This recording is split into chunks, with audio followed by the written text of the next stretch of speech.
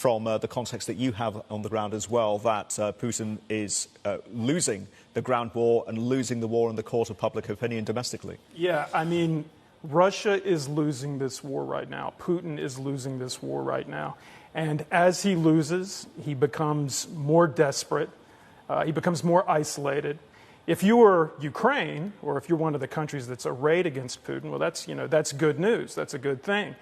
But it also means that we're entering a new phase where Putin is likely to be less predictable as he becomes more, cornered. What does that mean then in practice, Ted? Does that mean that if you take these referendums to their logical conclusion, parts of Ukraine are declared Russian territory and Putin will defend that territory as such using unconventional weaponry? That is the great fear. And the idea of nuclear weapons on the one hand and this new sort of apparent justification.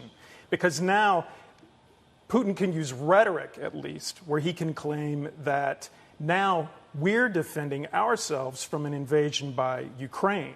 And so that's the concern right now, that as he'll try to turn the tables and indicate that, in fact, it's Ukraine that is the aggressor, though all the fighting is still, in fact, taking place on Ukrainian soil. Ted, Mandy has a question.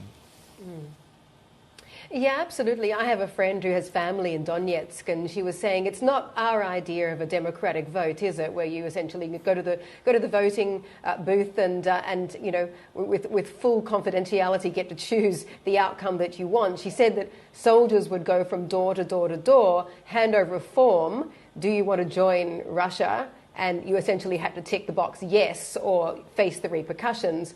And you could imagine what those might be. It's farcical to us sitting in democratic countries. And I'm sure they know as well that we know what's going on.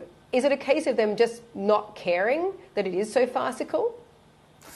You know, that's such a great question, Mandy, because we see this again and again when there's a sham referendum or a sham vote, that they come up with numbers that are, frankly, like you said, they're absurd.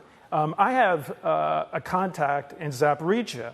Incidentally, this is a contact that goes back to before the war started. And 93% is the number that TASS reported in favor of joining Russia out of Zaporizhia.